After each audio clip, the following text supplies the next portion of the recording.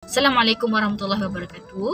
Okay, pertama sekali saya nak ucapkan terima kasih kepada pensyarah saya bagi saya peluang untuk menceritakan serba sedikit tentang pengalaman saya dalam bidang pendidikan. Bermulanya saya menceburi bidang pendidikan pada waktu itu adalah pada tahun 2016, yang mana saya baru tamat pengajian peringkat Sijil Tinggi Agama Malaysia. Saya mengambil peluang untuk bekerja sebagai guru sementara di prasekolah ataupun nama dia adalah Pasti Asuhan Tunas Islam, Pasti di Sungai Kapal Indah, iaitu panggil Pasti SKI lah.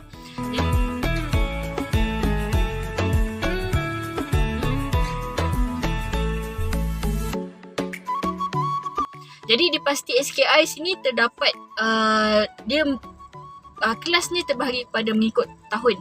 Ada tahun 4, tahun 5 dan tahun 6. Okay, Pasti SKI ni dia bukan dalam bentuk premis bangunan sekolah, tapi dia adalah seperti dalam premis perumahan lah, 2 tingkat perumahan. Jadi dia tak besar sangat, murid pun tak ramai. Jadi untuk tahun 4 ini pengajaran ni tidak terlalu strict, dia tak terikut buku sangat. Kita menggunakan dia ada buku tapi kita banyak menggunakan praktikal pergerakan tangan. Jadi kita nak mengajar dia cara nak pegang pensel, cara nak menulis, sebab dia masa kecil kan, dia tak pernah lagi. Kita banyak pengajaran kaedah seperti menyanyi. Berkulit ahbar hijau, ahmar merah, aswad hitam, azraq biru, ahmar kalau dipilih. Jadi banyaklah kita baca doa dalam bentuk nyanyian, doa duha, doa rabitah semualah kan. Jadi kita banyak tiap-tiap pagi tu kita ada perhimpunan harian. Jadi kat situ kita baca ramai-ramai. Sebab seorang-seorang mungkin tak boleh kan. Kita banyak ulang-ulang baca ramai-ramai, baca doa, surah-surah Al-Mulk, surah lazim lah, juzuk 30, sama seperti tahun 5 dan tahun 6 sekali.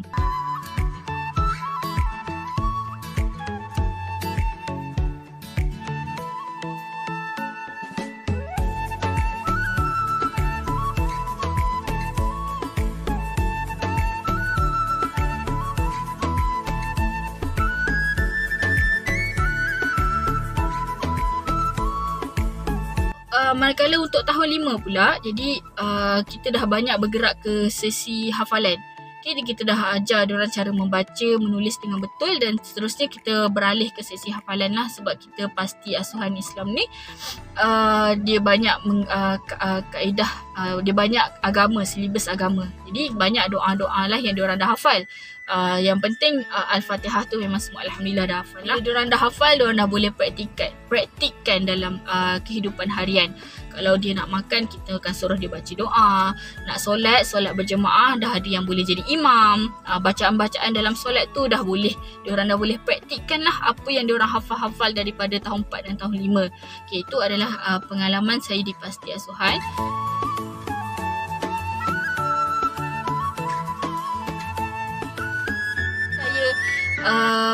Pada tahun 2020 saya kembali ke bidang pendidikan selepas saya tamat pengajian ijazah. Saya bekerja sebagai guru di sekolah swasta, kita panggil Sekolah Rendah Islam Integrasi Safinatun Najah. Pada waktu ni tahun 2020. Jadi bila kita cakap 2020 ni, kita tahulah ada benda besar berlaku pada tahun tu. Waktu tu negara kita, bukan negara kita lah, satu dunia kita tertimpa musibah, iaitu kehadiran COVID-19.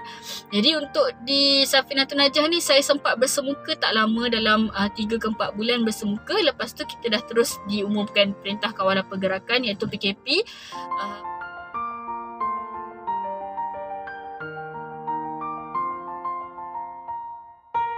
Tapi aktiviti-aktiviti sekolah masih perlu dilakukan seperti biasa sebab murid-murid dah bayar yuran. Sebab dia sekolah swasta kan, walaupun dia swasta tapi dia atas sediaan JAIS, jadi dia masih lagi kena ada program-program. Jadi selain daripada mengajar, ada juga program-program yang kita libatkan, yang seperti dalam takwim lah, seperti kemah ibadah, program kemah ibadah, program lawatan, program sukan tahunan, program majlis apresiasi. Semua tu kita kena buat dalam atas talian. Jadi macam mana saya mengajar waktu atas talian waktu itu, saya cabarannya sebab dia tak ada whiteboard. Kita boleh bercakap tapi kita kena menulis. Jadi waktu tu saya mengambil keputusan untuk saya beli tablet pen. Ni nak tablet lah. Jadi dia ada pen dia, tapi saya tak jumpa pen dia kan. Dah 2 tahun lepas kan, kita dah tak guna, jadi saya tak jumpa. Untuk tablet ni dia ada, kita boleh connect wire dia, kita cocok dekat laptop. Jadi ibaratnya saya menggunakan Microsoft Word. Microsoft Word tu saya jadikan macam dia, saya punya whiteboard lah. Jadi saya letak gambar, saya snap buku ataupun saya buat soalan dekat Microsoft Word tu, kita akan jawab sama-sama guna pen. Jadi kita akan tulis ni, kita tulis ni dan ada dekat Microsoft Word tu. Itu macam tu lah. Saya rasa ramai yang tahulah, ramai yang guna benda ni.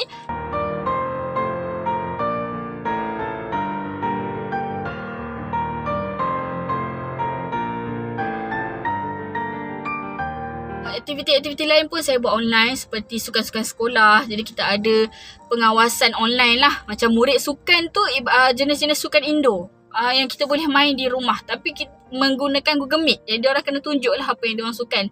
Seperti congkak, batu seremban. Kutip 2 batu. Lompat bintang, lari setempat, benda-benda tu yang kita boleh buat di rumah, kita jadikan dalam bentuk pertandingan ataupun sukan.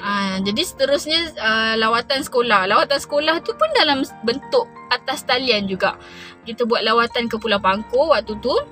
Jadi lawatan tu ibarat kita caranya kami buat ambil video-video daripada internet, kita buat dalam bentuk video, kita bercakap, ada narration lah. Dalam bentuk tu kita pergi melawat pulau ni, kita akan cakap narration.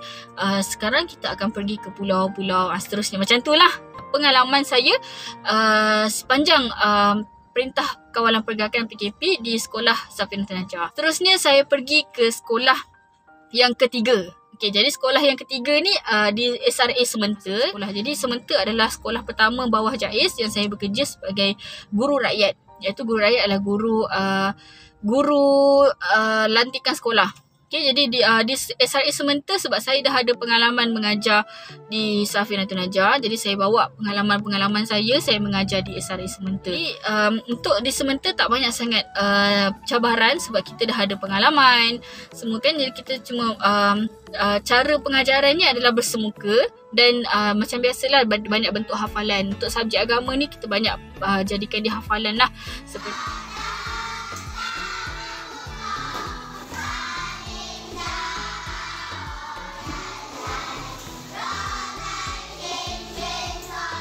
buat dalam bentuk rimah-rimah. Dia ada lagu-lagu dia. Bahagian pendidikan JAIS pun ada bagi bentuk-bentuk lagu yang kita boleh guna untuk subjek-subjek, semua subjek lah. Jadi kita pun aplikasikan untuk murid-murid supaya diorang boleh senang menghafal.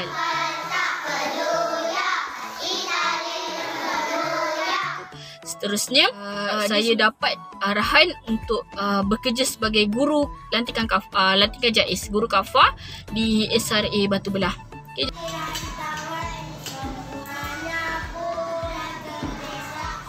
Akhir sekali, kesimpulannya saya nak rumuskan sebagai seorang guru, panggil guru agama ni, yang paling penting adalah sabar. Jadi kita kena sabarlah sebab murid-murid ni dia datang dengan mereka nak menimba ilmu. Jadi mereka kau panjang, luarkan.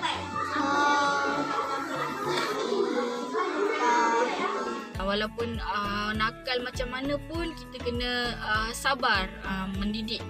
Itu adalah tugas kita lah. Kita ni mendidik, kita kena mengajar dan kita mendidik sekali murid-murid ni supaya apa yang mereka dapat tu mereka boleh aplikasikan terus dalam hidup.